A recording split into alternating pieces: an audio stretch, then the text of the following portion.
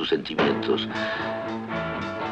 Después vino el rock psicodélico, un intento de encontrar esta experiencia sin las drogas.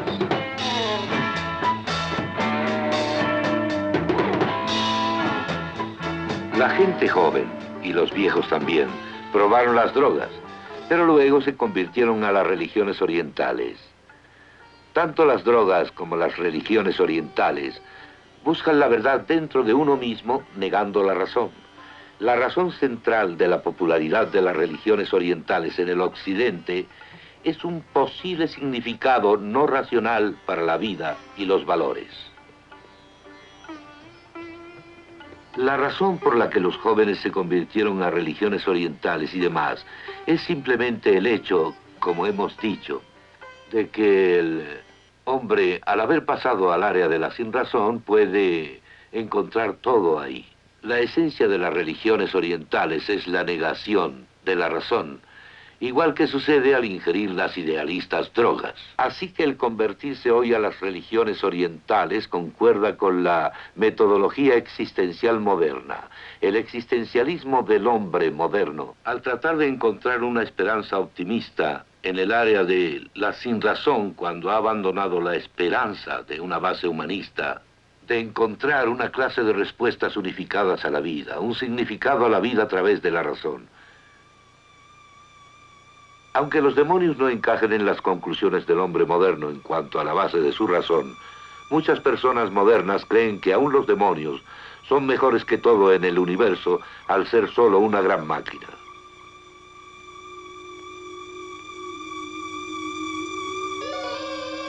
La gente coloca lo oculto en el área de la sinrazón con la esperanza de una clase de significado, aun cuando sea un horrible significado.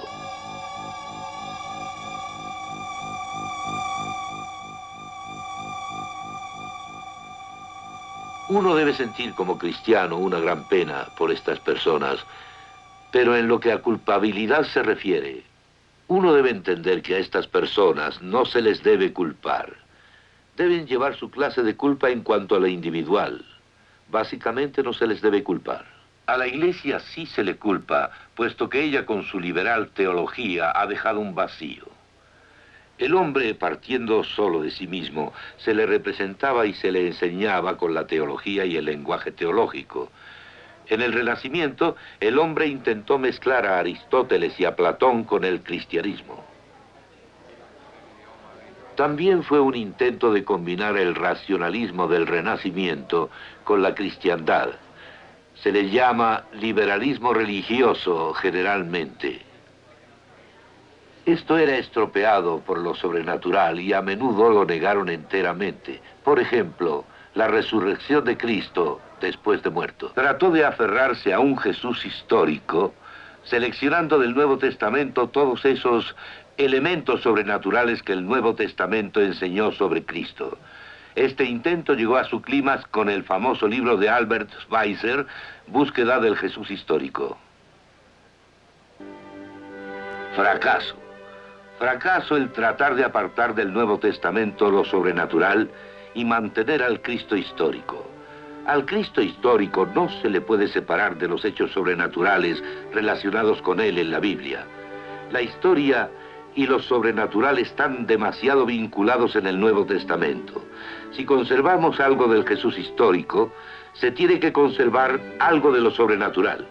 Si uno se olvida de todo lo sobrenatural, entonces no hay Jesús histórico.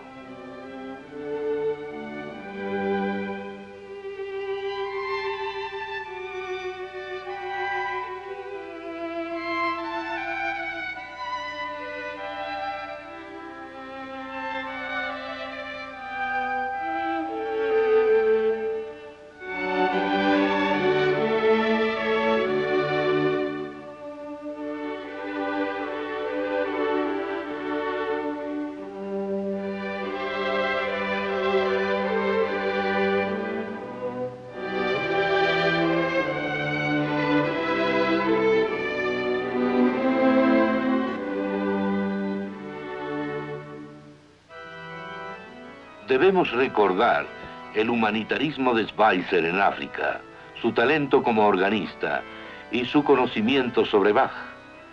Sin embargo, también debemos recordar su lugar en la corriente teológica. Después del fracaso del antiguo liberalismo teológico, Karl Barth apareció en el vacío. Sostenía ideas críticas concernientes a la Biblia.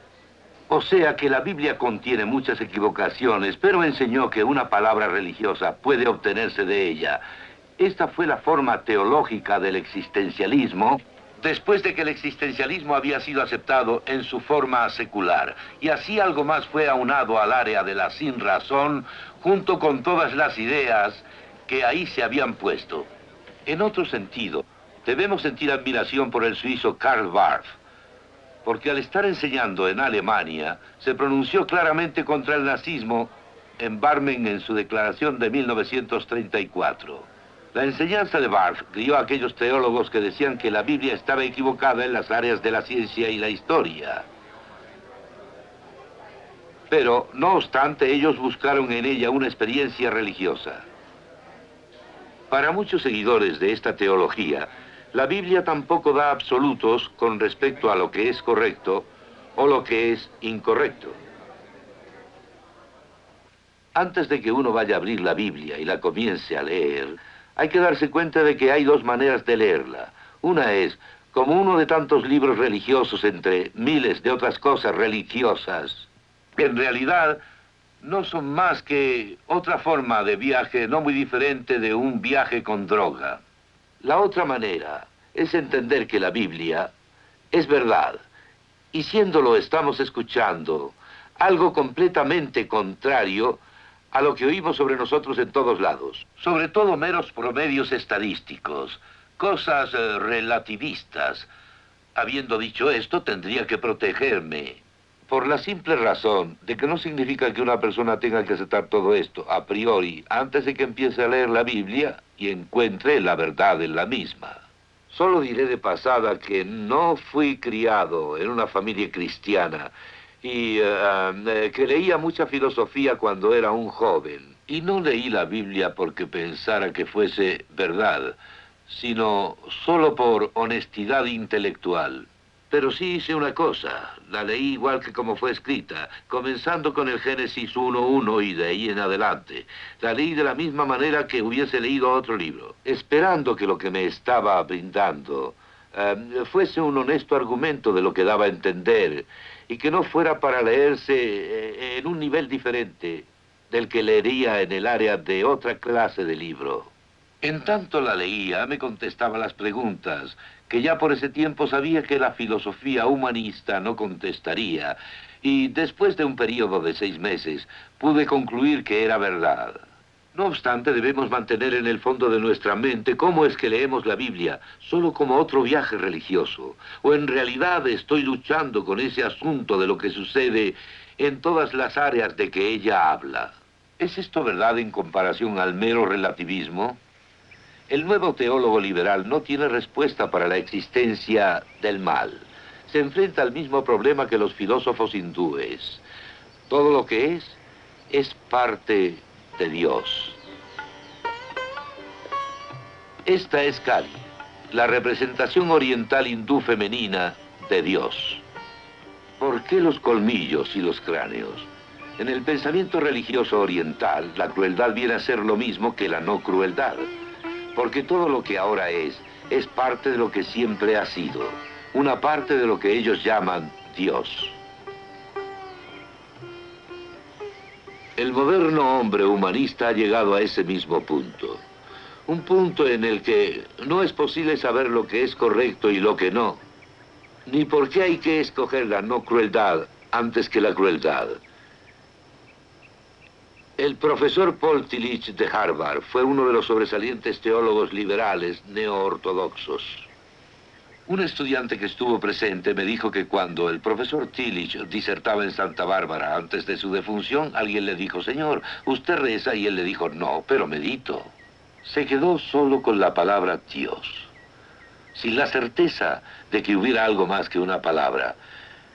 Los teólogos del Dios está muerto que siguieron a Tillich concluyeron lógicamente que si se les deja con solo la palabra Dios, podrían también tachar la palabra. Para estos teólogos, incluso si no dicen que Dios está muerto, algunas cosas lo están. Todo contenido sobre Dios está muerto.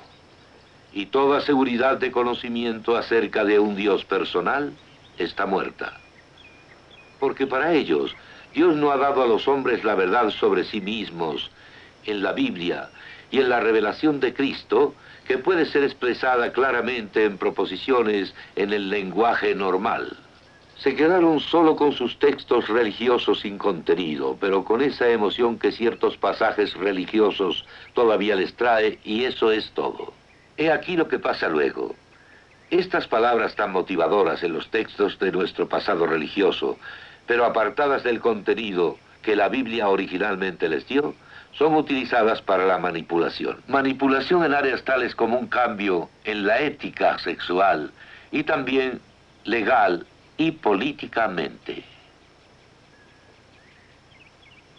Si Dios está muerto, si el contenido sobre Dios está muerto, si el conocimiento de un Dios personal que no permaneció callado, pero que ha brindado verdad está muerto, entonces todo para lo cual Dios da respuesta y significado no existe. Aún así, el hombre, no importa quién diga que es, exige significado y valores. Y a este punto de tensión es a donde el hombre moderno se ha encaminado sobre su base humanista. Y ahí es en donde está.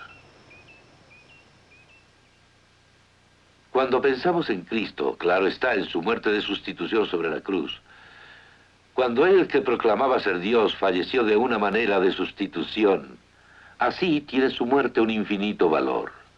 Y al aceptar este don, elevando las manos vacías de fe y aceptándolo sin elementos humanistas, tenemos lo que es una vida real. Esto es, mantenerse en relación con el infinito Dios personal que está ahí y estableciendo una relación personal con Él.